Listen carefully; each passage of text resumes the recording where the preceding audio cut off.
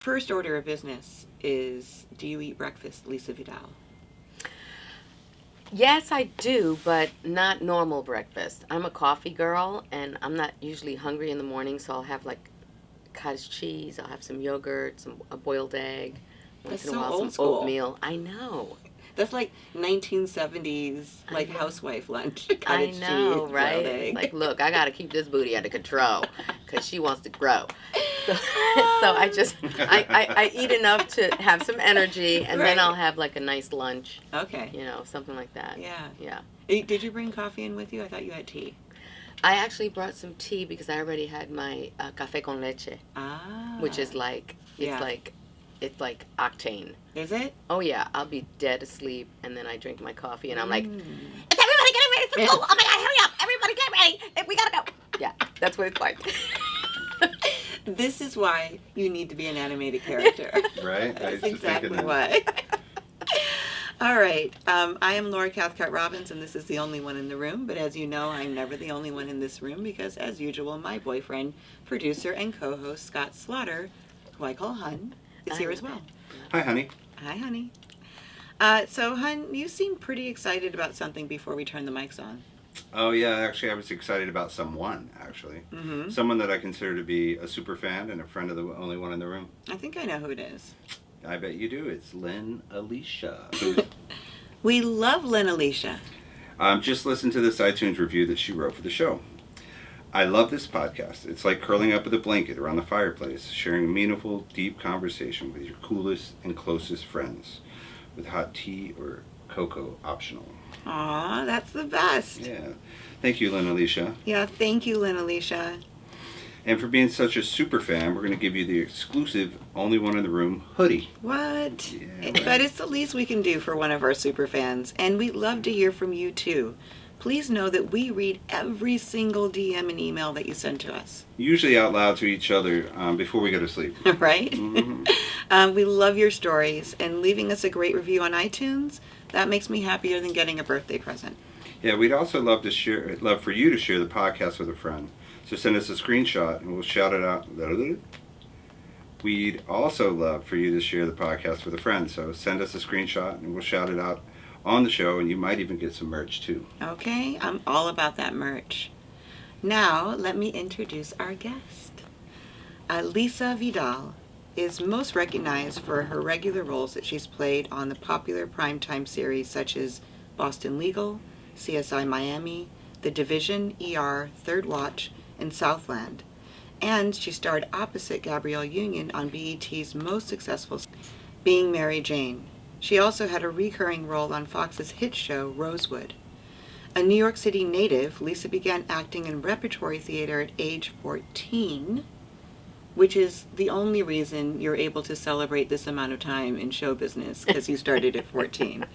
And then quickly began landing roles in popular series such as The Cosby Show and Miami Vice. Determined to take roles that reflected the diversity of the Latino community while at the same time building it up, Lisa acted in 2 ABC after-school specials, educational presentations, Class Act, A Teacher Story, and In the Shadow of Love, a teen AIDS story.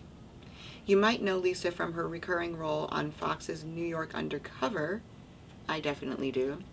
And as Jessica Hilago in the Steven Spielberg police drama High Incident, which was really deep, by the way. That was hard to watch. Yeah, it was before its time. Yeah. She also starred in various films and is just about to start shooting the new single-camera ABC dramedy, The Beauty and the Baker. The Baker and the Beauty. The Baker and the Beauty. That's what I meant to say. Yes. So, Hi, Lisa. It's good to have you here. Thanks for coming. Thank you. It's Yeah. good to be here. I'm happy to be here. yeah, welcome. I'm so glad you were able to squeeze us in. I know you're leaving for Puerto Rico to go shoot this show. Yep.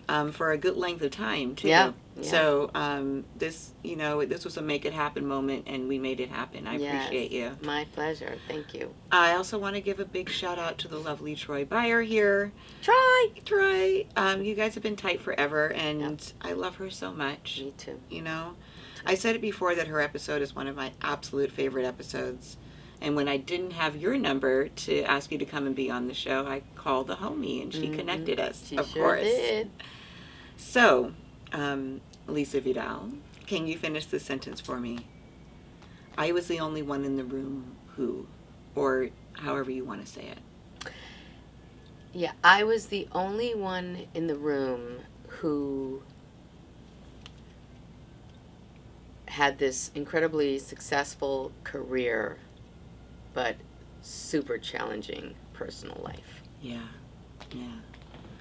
And we're going to talk about both of those things. Your incredible career, which has spanned 40 years. 40 years. 40 years. Wow. Which, I mean, it just even if you started acting like Brooke Shields, like, when she was a baby, you still don't look like you could have a career that spanned 40 years. Thank you very much. Yeah, that's thank incredible. you. I sure have 40 years. But you have a career that spans 40 years, and you also face some really real challenges in your life. Yeah. Can you just start a little bit by telling me, like, where you grew up? I don't want to spend a lot of time on that, but I want to just know a little background on you, where you grew up and how you got into repertory theater. I grew up in New York City, Upper East Side originally, and then my parents moved around a lot. We moved to the Bronx, and then we ended up in Queens. But I was always in the city. I went to the high school performing arts, and I was a drama major, and that was sort of like, what really kind of started everything off. Excuse me, I've always been the family clown. I sing. I was always, entertaining, and just loved television and movies, and spent a lot of time alone, and because both my parents worked, so I was a latchkey kid. And I would just listen to hours and hours and hours of music, and then my mom, she would make me read a book a week. Oh, good for her. Yep. And so I fell in love with reading, and I just naturally was a performer. I also loved science. I almost decided I was going to be a doctor one day, but then I wanted to be an actress and a singer and a dancer and all these kinds of things. And got into both Bronx Science High School and performing arts. And then, my dad drove me to the city, to the high school performing arts. I saw all the kids hanging out and I was like, I need to go there. And that was it. And that summer, they released the movie Fame, and all of us who had just gone to the school got to go to the theater and see it. And I just thought, wow, I'm part of something super special. This is going to be incredible. You were. It was really incredible. Wait, did you know Dondre Whitfield? I do know Dondre. Because he went there. Right. Yeah. Right, but I'm older than Dondre, so you are. I was already out. So I went to school with Esai Morales, Erica Gimple, Esai Helen Morales. Slater, Oh. yep, Kimberly Russell, Head of the Keisha class. Lewis, yep, Keisha Lewis, who's doing the new Helen Hunt series. Yeah. So I went to school with these incredible people who are still doing the thing and living out here. And I got my first television series that summer for PBS. We did 13 episodes, and it was about a family living in Spanish Harlem. And that was one of my first leading roles. And it just sort of, and I was already doing repertory theater because my aunt, who is my best friend in the whole wide world, she just really believed in me, and she knew that I wanted to sing, and so she helped me get together a girls group, and Brenda K. Starr was in my girls group. What? Yes, she was. Oh my goodness. I still believe. Yes. Yes, sing girl.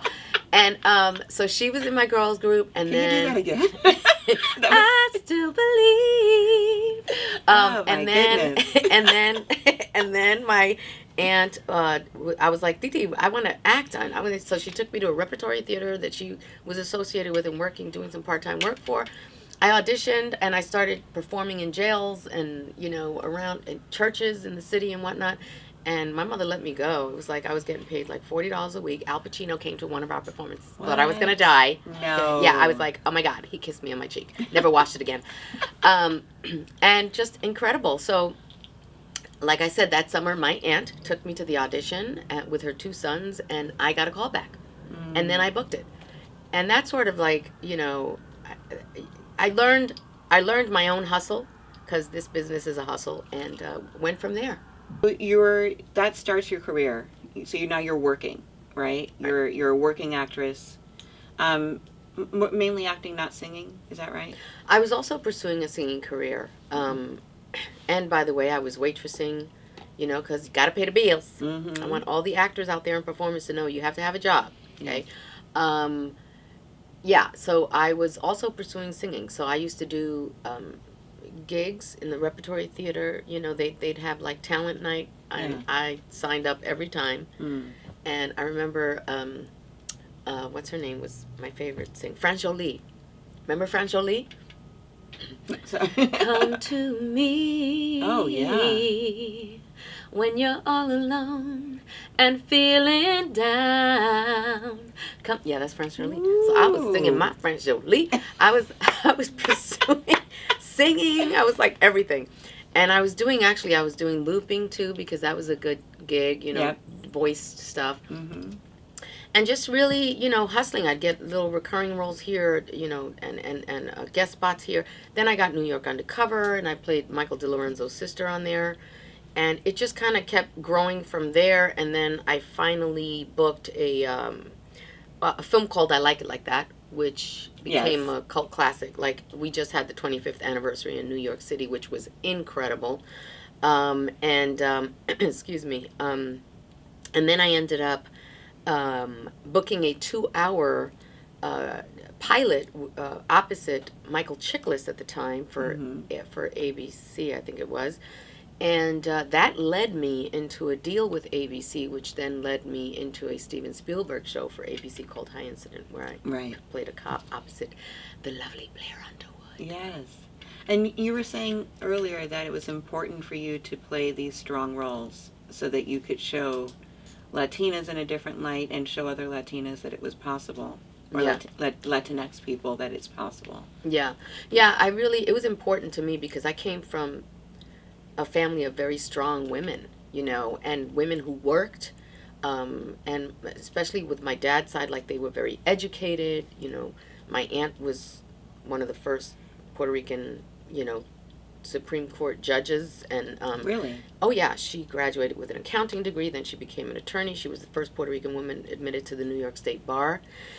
And, I come from a family of very strong, in-charge women. And when I was starting out, every audition was, yes, well, prostitute number 2. Mm. And, the maid, and you have to show your tits. Yeah. And I was like, no. Mm-mm. And so, I discovered very quickly that if I was not going to advocate and, create the boundary of, no, if I'm going to stick with this, you need to help me find the roles that white people are playing.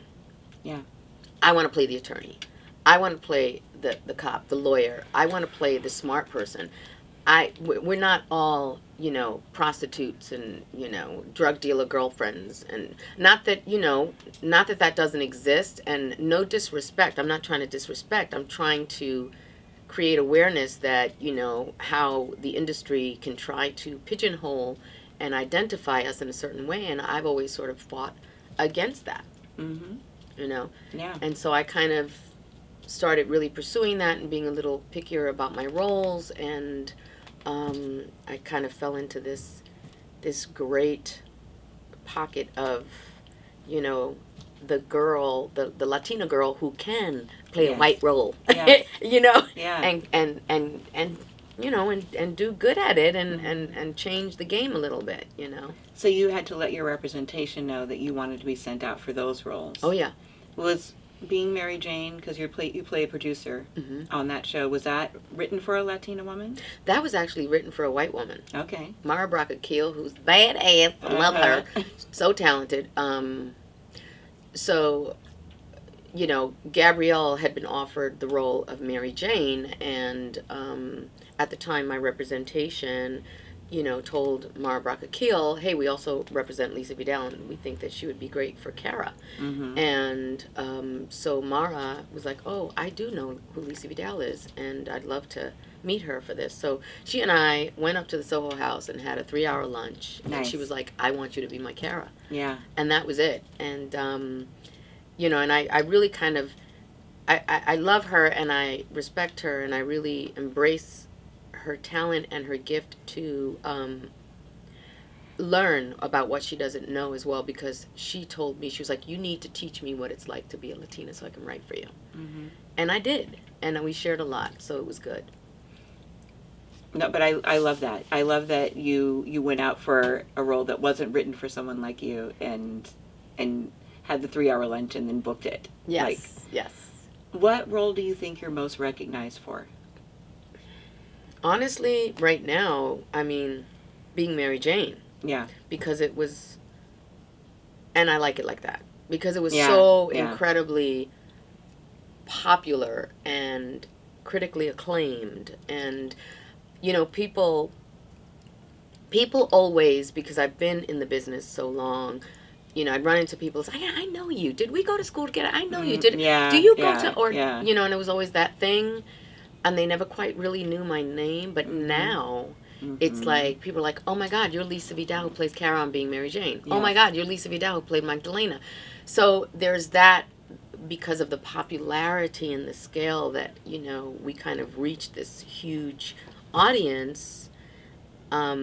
It just changed the game in so many ways. And the characters that Gabrielle and I played were so relatable. Yes. You know, Yeah. and the dynamic between the relationship, these two strong women, Mm-hmm. minority women. Yes. We kind of, you know, we changed the game a little bit in that respect, where there were two powerful minority women who were actually friends, Mm-hmm. you know, and we showed them hitting heads. We showed them disagreeing and still loving each other.